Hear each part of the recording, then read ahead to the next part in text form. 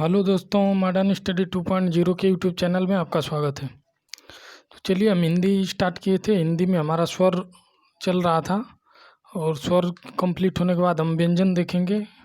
ठीक, तो स्वर में हम देख रहे थे, देखिए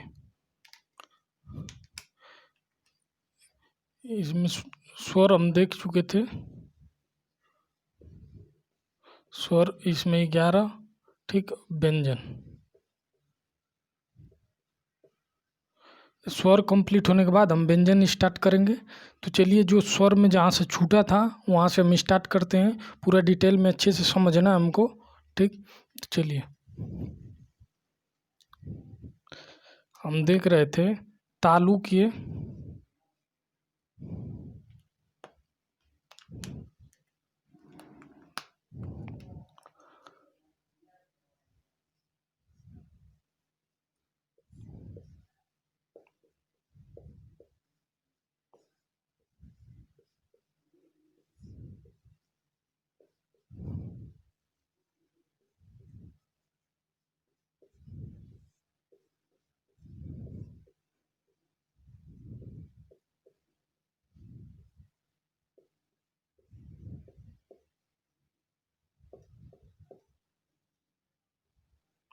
चलिए देखिए, तालु के स्थिति के आधार पे हम स्वर का वर्गीकरण पढ़ रहे थे, ठीक।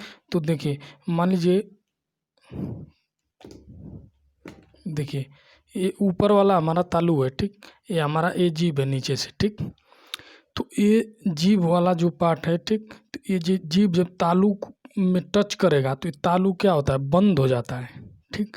जब ये आधा टच करेगा, मतलब इधर टच किया है इधर जीभ और इधर खुला है, ठीक। आगे वाला हिस्सा देखिए, ये जीभ टच किया तो ये पूरा बंद, ये आधा खुल गया, ठीक। तो आधा खुला होता है, ठीक। तो ये स्थिति के आधार पर देखिए, तालु यदि बंद हो जा रहा है तो वो स्थिति आएगी समवृत्त। यानी जब तालु पूरा टोटल बंद है, ठीक, तो जो ध्वनि हमारे मुंह से निकलेगी तो वो कहलाएगी समवृत्त। यदि आधा बंद है तालु, ठीक, आधा बंद है, तो देखिए तालु यदि आधा बंद है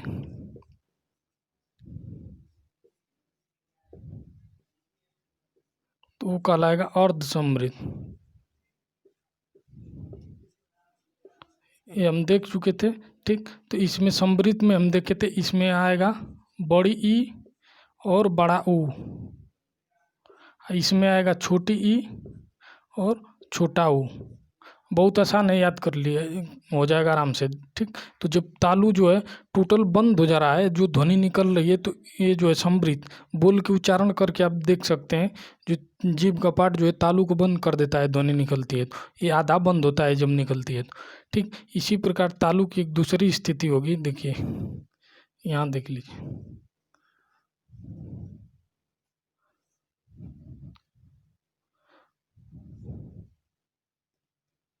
तालु जब खुला हो,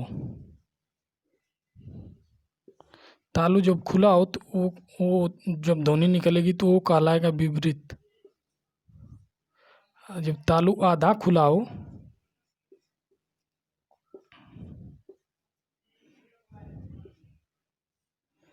विपरीत में आ जाएगा, देखिए आ जाएगा, इसमें अय आ जाएगा, औ आ जाएगा, ठीक। इसमें 3 आएगा। देखिए आ अय औ इसमें आ जाएगा। यहाँ पे जब आधा खुला हो, ठीक, तो यहाँ पे ये जो स्थिति आएगी ये अर्ध विपरीत, अर्ध विपरीत। तो इसमें आ जाएगा आपका ओ आ जाएगा, ए आ जाएगा, वो आ जाएगा, ठीक।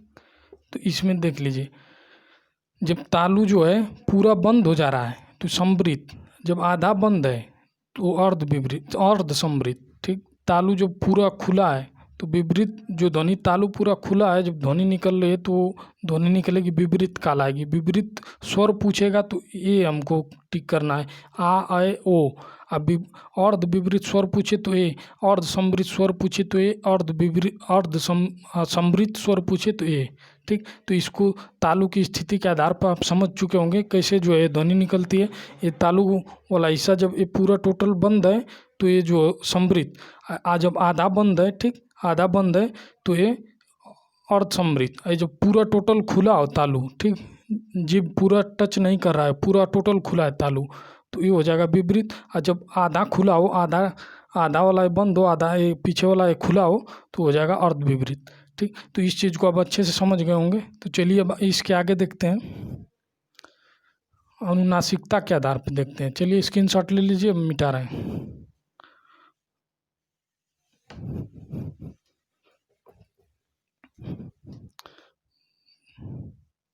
नेक्स्ट जो है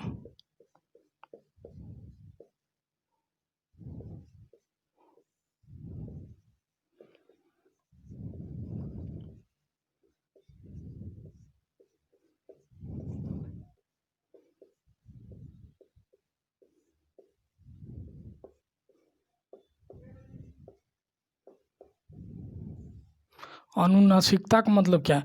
मतलब नासिक मतलब इसमें नासिक के मतलब नाक होता है, यानी जो ध्वनि नाक से निकल रही है। नाक से कौन निकलता है बोलिए?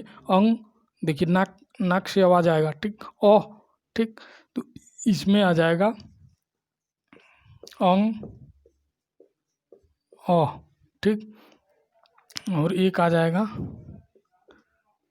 ए जो है चंद्र बिंदु ऊपर लगा रहा था, इसको बोलते हैं। चलिए देखिए इसको पहले देखिए, ये अनुस्वार है, ठीक, ये हम देख चुके थे, अनुस्वार, ठीक, और ये जो था विसर्ग था,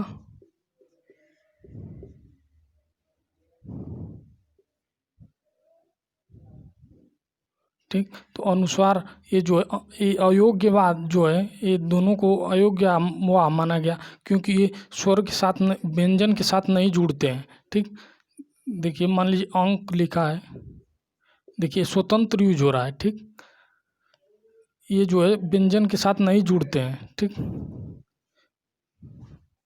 तो इस चीज़ को हम देख चुके थे। चलिए अब इसके बारे में देखते हैं, चंद्र बिंदु वाला जो है।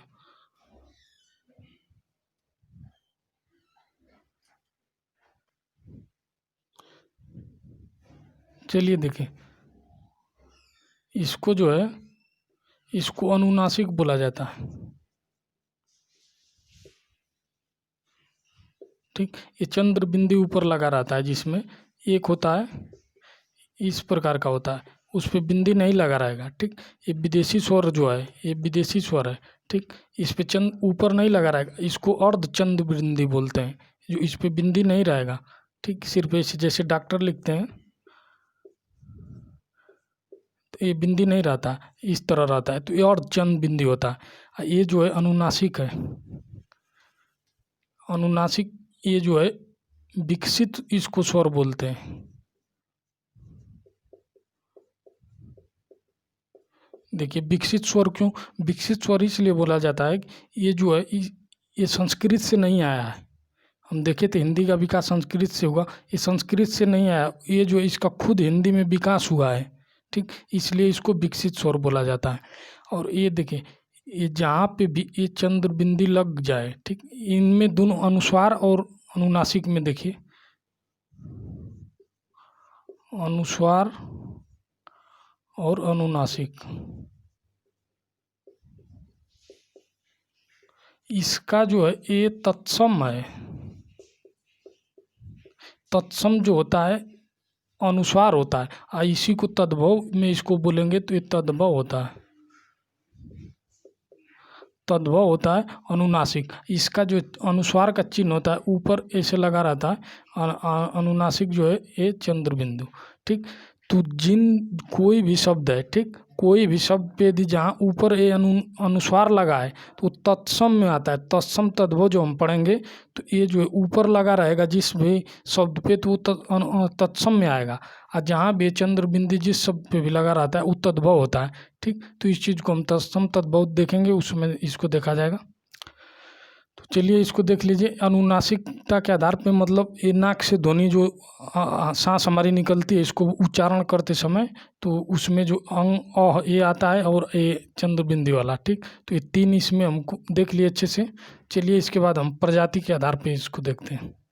चलिए इसका स्क्रीनशॉट ले लीजिए।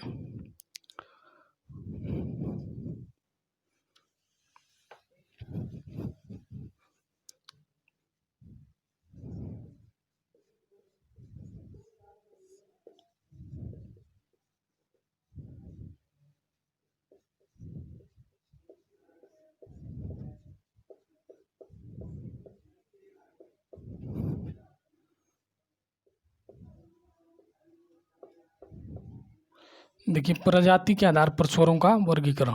प्रजाति का मतलब क्या, एक कैटेगरी का होगा, जाति उनकी एक होगी तभी तो उनको प्रजाति के आधार पर बांटा गया है। देखिए अ है, ठीक, इसी के कैटेगरी का क्या है, इसी का कैटेगरी का है, लेकिन इसमें थोड़ा सा चेंज है, लेकिन इसी के कैटेगरी अ मिल रहा है तो एक प्रजाति ये हो गया इनका। ठीक, ये देखिए ये छोटी है और एक बड़ी, इन्हीं की प्रजाति का है। ठीक, ये बस मात्रा आ गया बड़ा वाला, और इसी तरह छोटा ऊ और बड़ा ऊ एक प्रजाति के हैं। ठीक, इसी तरह ए और अ एक प्रजाति के, फिर ओ और औ। ठीक, ये तो प्रजाति के आधार पे देखिए अ आ, ठीक, और छोटी बड़ी और छोटा ऊ बड़ा ऊ, ए ऐ ओ औ। ठीक, चलिए अब हम देखते हैं एक लास्ट जो है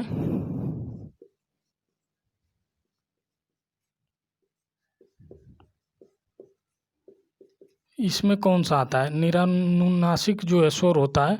अनुनासिक हम देख चुके हैं और इसको देखना है। निरानुनासिक जो होता है इसमें आएगा ओ, आ, छोटी बड़ी, छोटा ऊ और बड़ा ऊ।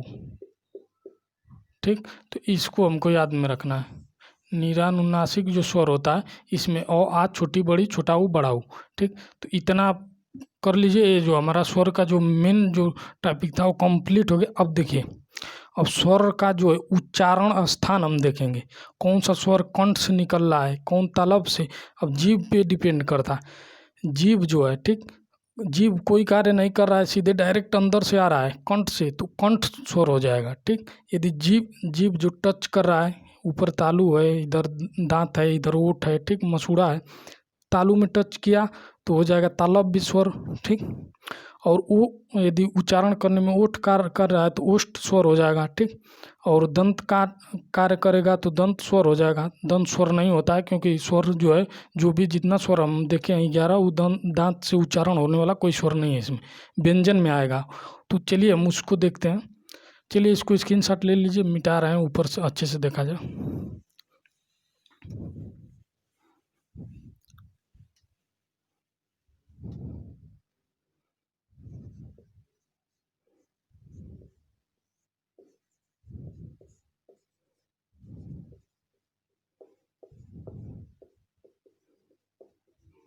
उच्चारण स्थान, चलिए ठीक है।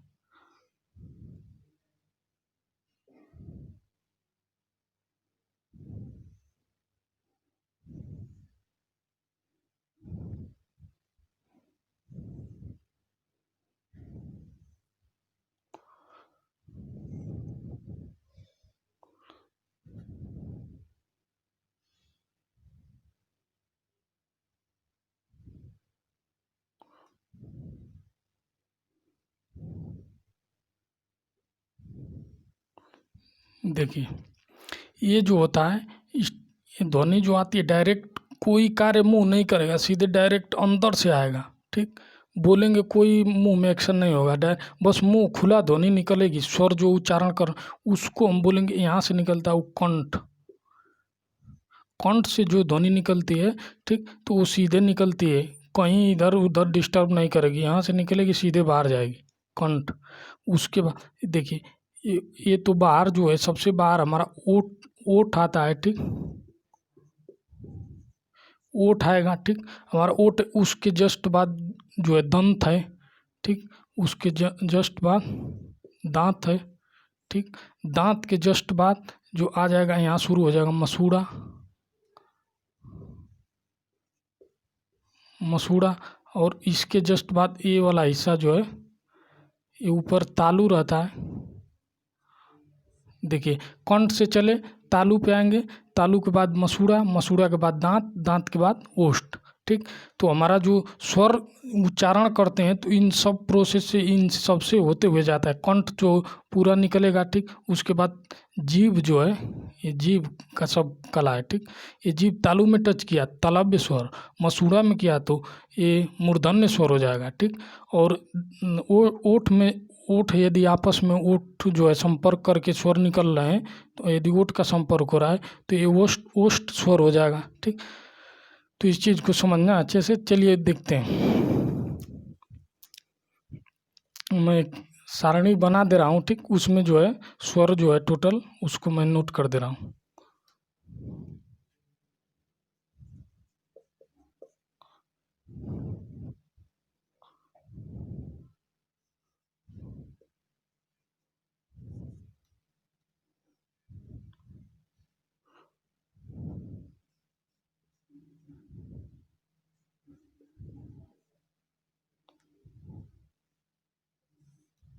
ये हो गया कंठ, ठीक। उसके बाद तालव्य आ जाएगा, इसके बाद आ जाएगा मूर्धन्य,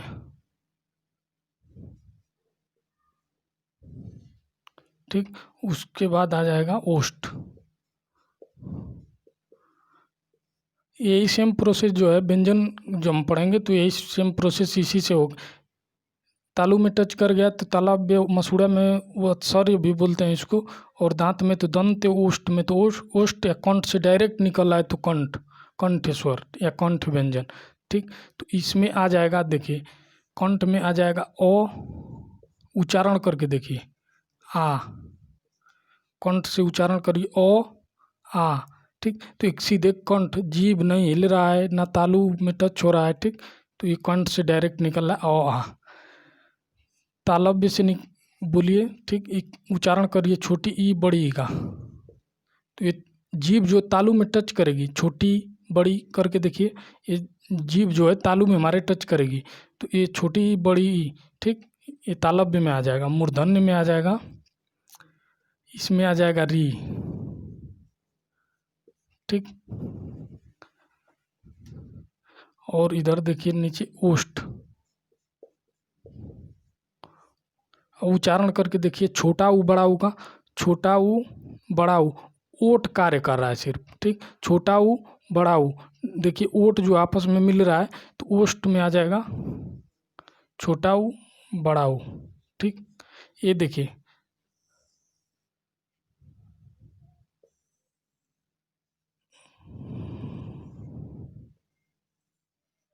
ये जो है यहाँ पे ये कंठ स्वर है, ये तालव्य स्वर, मूर्धन्य स्वर, ओष्ठ स्वर, ठीक। तो ये जो है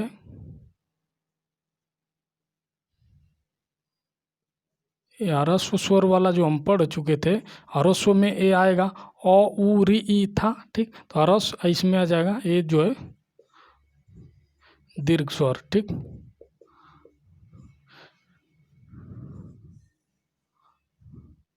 अब देखिए एक होता है कंठ तालव्य, कंठ और ओष्ठ।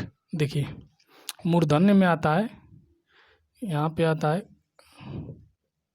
कंठ प्लस तालु, एक होता है कंठ प्लस ओष्ठ।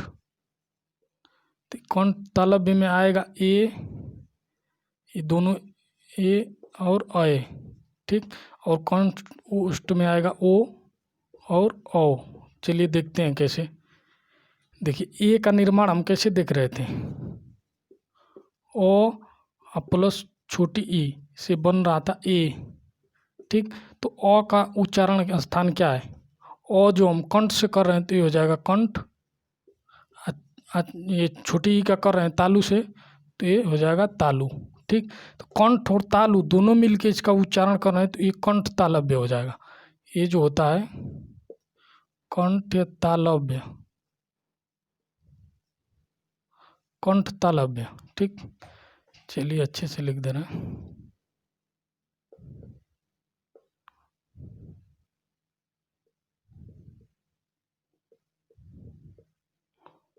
ठीक। और एक कंठ और ओष्ठ, देखिए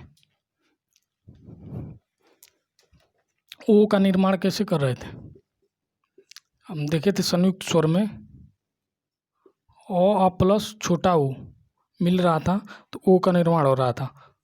ओ कहाँ से बोलते हैं, देखिए अ कंठ से, छोटा ऊ कहाँ से बोलना है, छोटा ऊ ओष्ठ से, ठीक। तो ओष्ठ, ठीक। तो ये दोनों मिल के जब इसका निर्माण हुआ है तो ये कहाँ से निकलेगा, कंठ ओष्ठ, ठीक। तो ये हो जाएगा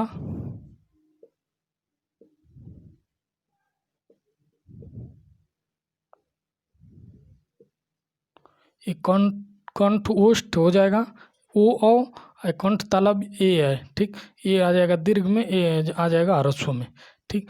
तो स्वर देखिए, चलिए दोस्तों, तो स्वर जो हमारा है पूरा टोटल कंप्लीट हो गया। अब इसमें एक दो चीज़ और छूटा है, चलिए उसको देख लेते हैं।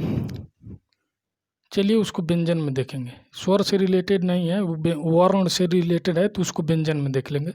तो टोटल जो हमारा स्वर पूरा कंप्लीट हो गया अच्छे से। अब कोई सा भी बुक उठाइए, उसको पढ़िए, पढ़ने के बाद देखिए एक भी क्वेश्चन जो है मैं पढ़ाया हूँ पढ़ाए हुए में से एक भी बाहर नहीं दिया है, ठीक। एक क्रम वाइज आपको दिया है, बुक में आप पढ़ेंगे इधर उधर बिखरा हुआ मिलेगा। मैं 4-5 बुक का अध्ययन करने के बाद ही आपको बताया हूँ, ठीक। तो आप इस वीडियो को देखिए अच्छे से, फिर एक बार जो है बुक में पढ़िए, उसके बाद जो है उसका क्वेश्चन जो आता है उसको सॉल्व करिए, उसके बाद पूरा टोटल कंप्लीट हो जाएगा आपका स्वर। यदि बुक नहीं भी देखते हैं आप, वीडियो 2 बार देख लीजिए, आपका काम बन जाएगा। तो चलिए स्वर जो हमारा पूरा कंप्लीट हो गया, अब हम व्यंजन स्टार्ट कर रहे हैं।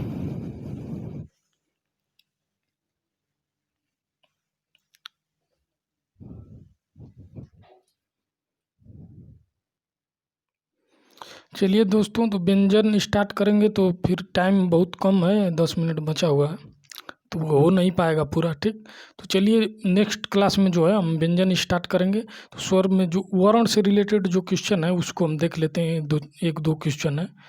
बोलता है कि भाषा की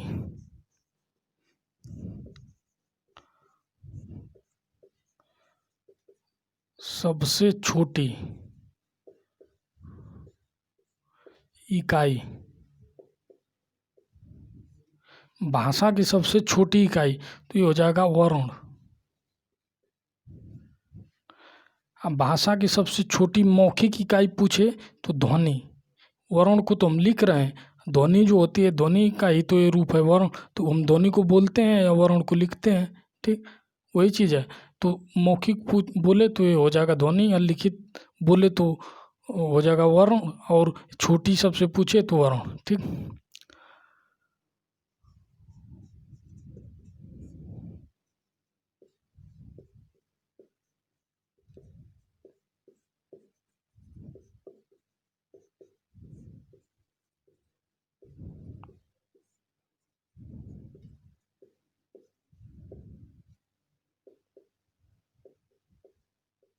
देखिए, भाषा की सबसे छोटी इकाई ये पूछे यदि अर्थ के आधार पे, तो अर्थ किसका निकलेगा, वर्ण। अब इसका क का अर्थ निकलेगा, क से कबूतर, तो ये अर्थ इसका नहीं निकलेगा, ठीक। तो जो शब्द होता है, हम देखे थे वर्णों के सार्थक संयोग से शब्द का निर्माण हो रहा था, ठीक। तो वर्ण जो होता है तो इसका जो अर्थ निकलेगा नहीं, तो यहाँ पे आ जाएगा शब्द।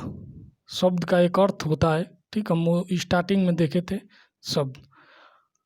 अब देखिए भाषा की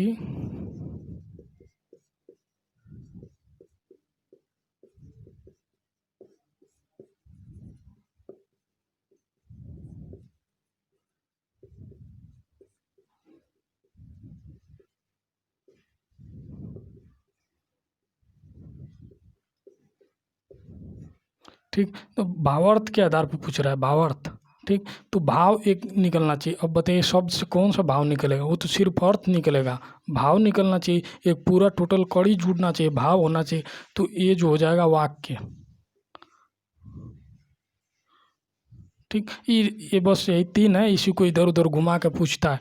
इसको बोलेगा कि भाषा की सबसे छोटी मौखिक बताइए तो हो जाएगा ध्वनि, और लिखित बताइए तो भी सबसे छोटी वर्ण, ठीक। अब भाषा की सबसे छोटी इकाई तो वर्ण, ठीक। भाषा की सबसे छोटी अर्थ के आधार पर पूछे जो इकाई क्या है तो ये हो जाएगा शब्द, अब भावार्थ के आधार पे ये हो जाएगा वाक्य।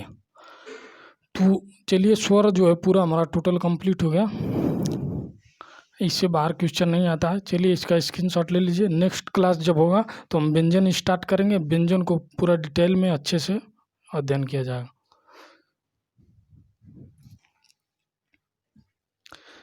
चलिए दोस्तों, तो हमारा हम नेक्स्ट वीडियो में मिलते हैं।